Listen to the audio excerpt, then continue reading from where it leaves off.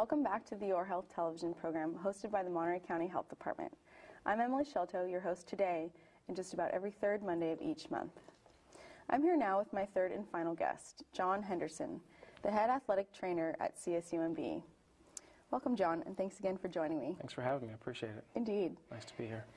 So today we're talking about sports-related injuries. How often do you see injured athletes? I see the injured athletes on a daily basis, Okay. Whether it's seeing an injury on the basketball court or, seeing the athletes come into the athletic training room for rehab, or for, I'm constantly making appointments for MRIs or physical therapy or doctor's visits. So I see it just about every single day. And in this business, there's, whenever there's sports going on, the athletic trainer needs to be there. So it could be early mornings, late nights, weekends, holidays. There's definitely no shortage of injuries happening. That's true, yeah. Busy guy. So what type of injury do you see most commonly, or what types of injuries? The most common ones are probably just your typical bumps and bruises, sprains and strains. So we have, muscle injuries, ligament injuries. And then of course there's, your head injuries, and the lesser frequent injuries would be your catastrophic, but those are probably the most important ones to focus on and be ready for. So. Okay. Yeah. And what's the difference between an acute and a chronic injury? Throughout, reading about sports-related injuries and preparing for this program, both of those things were mentioned, both those terms were mentioned often. What's the difference? Well, an acute injury is, it's more sudden in onset. You can typically point out exactly when it happened. The athlete can tell you, my leg or my arm went a certain way, and I felt this certain sensation, and we know we can really pinpoint when it happened and what's going on with it. A chronic injury is more gradual in onset. Takes, comes on over time, sort of like your running injuries, your IT band syndromes, or fasciitis or tendinitis. Okay. Those are the chronic injuries. So you have pain in a certain spot, maybe off and on, but it's kind of getting worse over time. Right, right. And if you ask them, well, when did this happen? And typically they say, I just started noticing it throughout the season, or, over a more vague period of time. Okay. Yeah. So how frequent are head injuries? We mentioned, that's kind of all the rage right now, or at least talking about head injuries are. Head injuries are fairly frequent, and like you mentioned in the opening of the show, there's quite a bit now, and I think we're reporting more of them. It's in everyone's eyes right now, and everyone's thinking about it, and we're learning more about it all the time. So I think we're reporting it more often. So that trend just could be because of lack of diagnosis before, or? Well, I think it has to do with, we are probably diagnosing it a little bit more, but also there's really a large growth in youth sports and activities. So there's a lot more female athletes participating in sports, a lot more participation in sports at a younger age, and so I think that contributes to the increase in reported head injuries. Okay.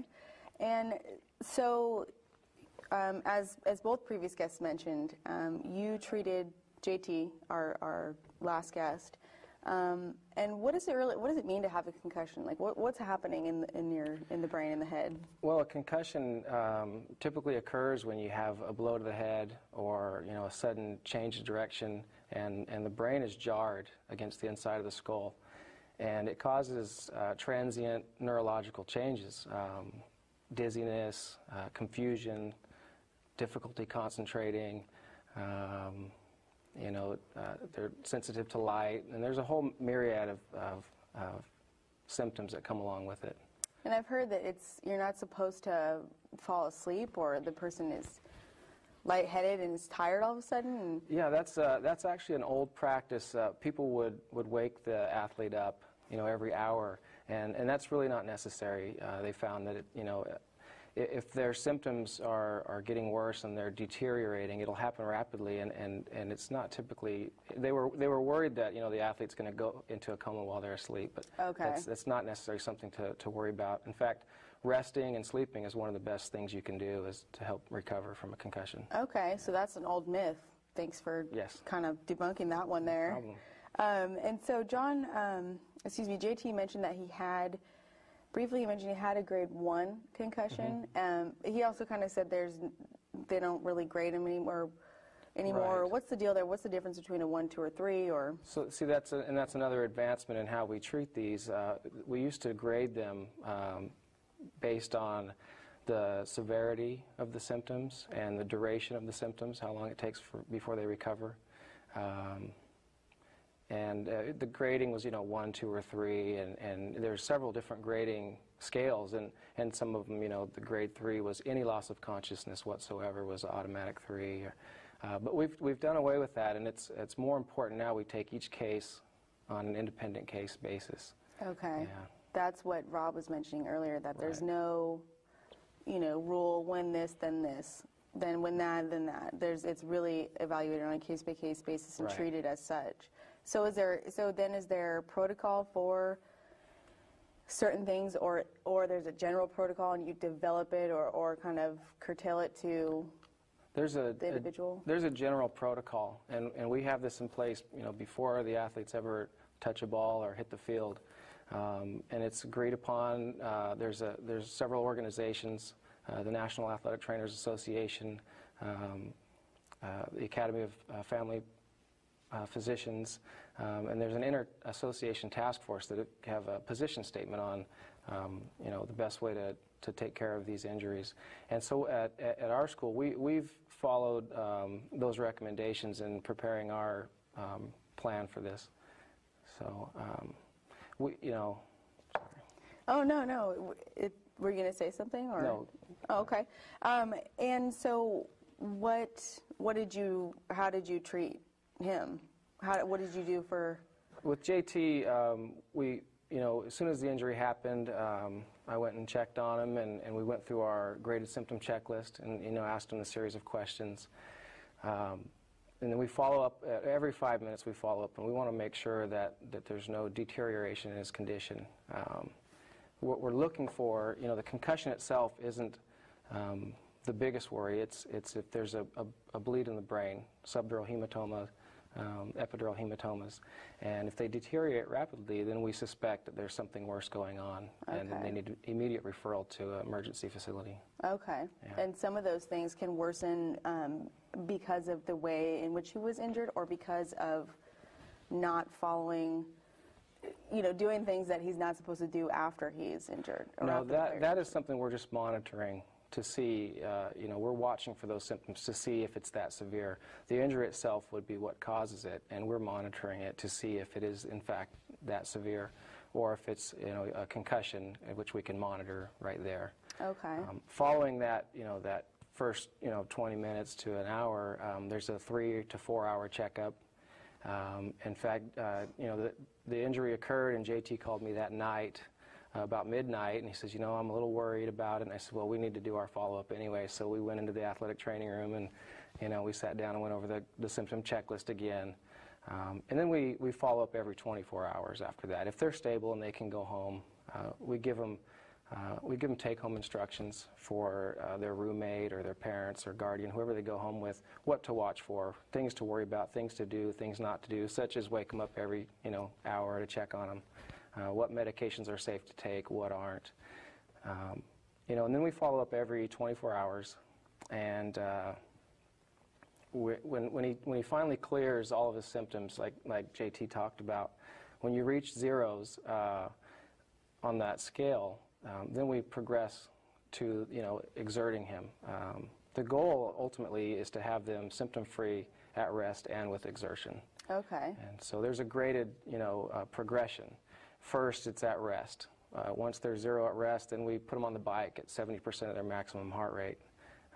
If they're still zero, then we progress to a little more rigorous, push-ups, sit-ups, sprinting. And then we'll progress to the next step, which is basketball-specific, running around, doing drills. And then finally, it's running around with the team, doing, their offense and doing all this stuff without contact. Once they are zeroed out and they've passed all their tests, we take the baseline test again. If he passes the baseline test and he's cleared everything with full exertion, then we refer him over to our team physician, who goes through those tests one more time and makes the final decision to return him. Okay, and so that's how, and that's kind of what JT said too, that's how this person becomes cleared.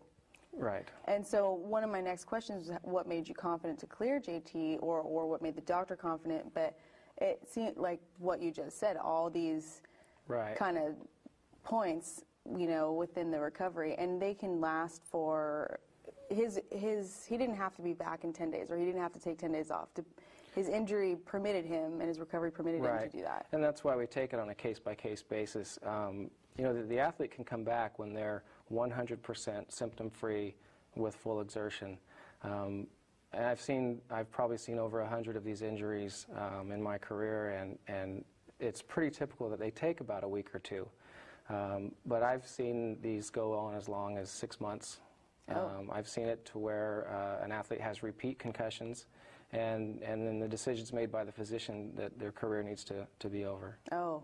So that seems like, well, it doesn't seem like the worst thing that could happen. It seems like the worst thing could happen. At the time, for the athlete, it usually is. Yeah. And we have to have those discussions with the athlete, and sometimes with their parents and with the physician present, and it's usually a tough conversation, but at that point, typically they understand, and they know what's best for them, and it's not a problem. Yeah, and they know what's at risk. Right. So what's most important, or what do you focus on most when working with student athletes? I think the most important thing is communication. Okay. You really, as an athletic trainer, you spend so much time with these athletes that you really get to know them. And the way one person responds to injury is different than the way another will respond. And so really, communication is the key. Getting to know them, communicating with coaches, communicating with the administrators, their family. You really have to have a good communication skill set. Yeah, and I liked what you said about when a player is injured, you know, you make sure their roommate, their, you know, their immediate people, whoever they may be, you know what the deal is, and that would make me feel really comfortable if I was in that position. Right, and we rely on a team approach. You know, everyone's a part of our medical team. You know, it's a real community thing, because we have team physicians, we have physical therapists, we have the coaches who are involved, and coaches follow the rules, and they do a great job of supporting us and what we're trying to do, and the teammates and roommates, they're a part of the equation, and so I think that is important, that everyone's on board and helps the athlete to come back. Absolutely, and I can see too how if it was not, or in the case that it is not a head injury, when it is, you know, a body part of some type, and there's limited movement, I can see the real need for communication on your behalf, on the player's behalf, on the, you know, that close network of people around that person. And when that is the case, when it's a different body part, not a head injury, are there measurements, like more physical measurements? Yeah, absolutely. You know, with any injury such as a knee or an elbow, it's it's day by day. It's never the same. So they may come in one day, and I have to let the coach know and the athlete know, okay, today he can ride the bike, or today he can jog up and down the court, but he can't move laterally, or he can't go full speed. And you really have to communicate that, because coaches have to make their plan for the day, and we try to help them. You know, we're kind of the bad news guys in a lot of situations, but we can really help a coach by getting them the information they need to plan their practice around what kids are available and what they can do. I see. It kind of it makes more sense now in talking to you what I talked to Rob about with his, you know, sort of seasonal strategy. Stuff like this, injuries happen, and he's got to kind of rearrange things based on your news. Yeah, and that's for his team, but that's, you know, just daily practice plan as well. So. Yeah. So why is your role so crucial to the health of student athletes? The athletic trainer's role is crucial because we're kind of the first line of defense to protect against catastrophic injuries, such as life-threatening injuries or limb-threatening. And so it's so important that the schools have athletic trainers available to take care of these athletes. It's just one more burden that the coaches shouldn't have to handle and really aren't prepared to handle. And then what are athletic trainers needed at the high school level? Absolutely. You know, not every athletic trainer, or excuse me, every high school can afford an athletic trainer. But I really think they can't afford not to have one. It's too important for the kids to have someone there to take care of them. And more we're seeing athletic trainers pop up in high schools. They're working in physical therapy clinics, working as physician extenders, working in the college setting like myself. And so athletic trainers are becoming much more popular and common as far as the profession is concerned. And I see, we were talking again before the program, and we were mentioning the need for athletic trainers in high school, as we just talked about. And the statistics I read at the beginning of the program, it seems as though it's most important to catch these things as right after, when they happen. And you said earlier how more younger people are engaged in sport activities and whatnot. Yeah. And this is, it could have lasting effects, an untreated injury or a mildly treated injury. Absolutely. And I've noticed that the athletes come into, college sports, and a lot of times they come in with a lot of injuries already.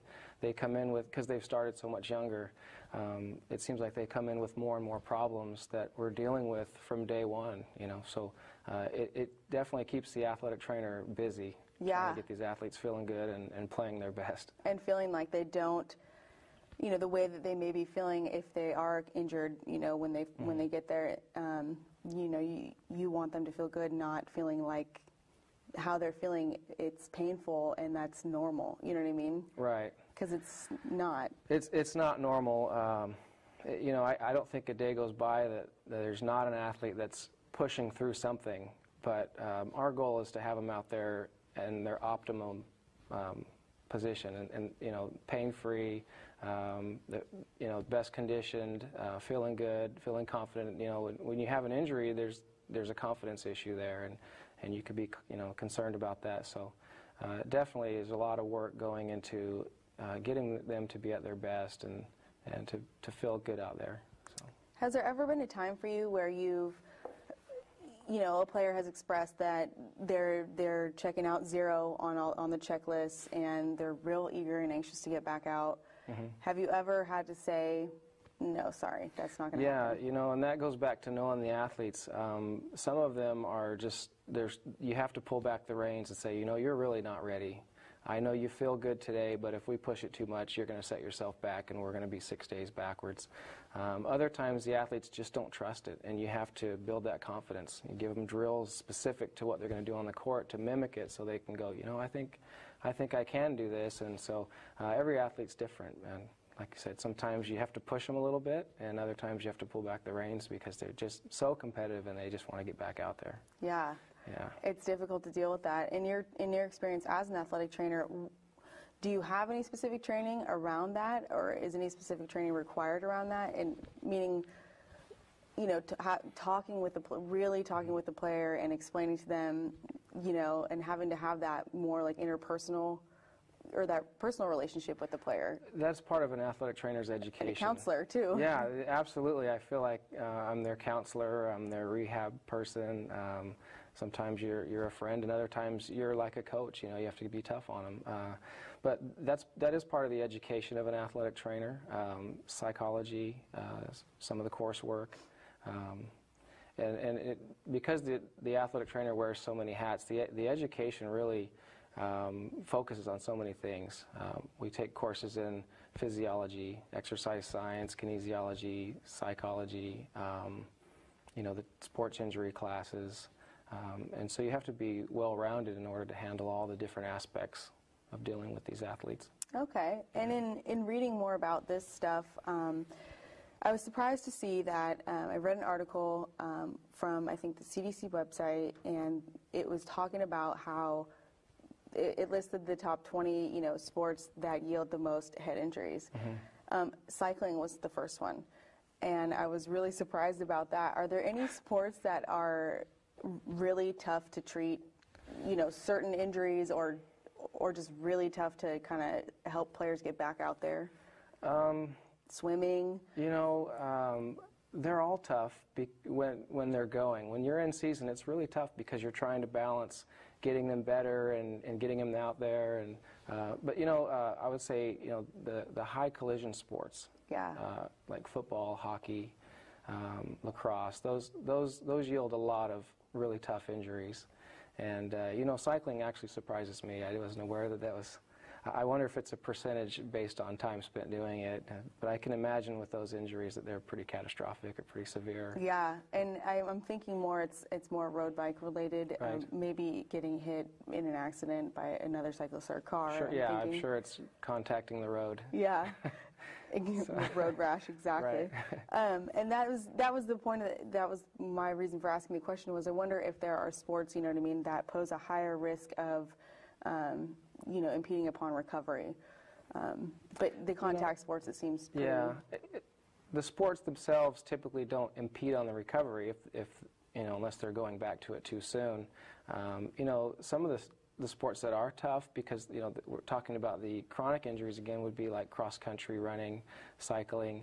If you have an overuse injury and they're in season, a lot of times they don't want to stop, and it's not going to limit them to the effect that a concussion would to pull them out. So, a lot of times they'll run through some things or they'll play through some things. And so, that's tough to come back when you have a tendonitis and you just want to keep pushing it and keep pushing it. And so it's a balancing act. Yeah. Yeah. It seems like it. And it seems like so is the job of the, athletic trainer with It all the definitely students. is, yeah. Time management and dealing with athletes and coaching is definitely a balancing act.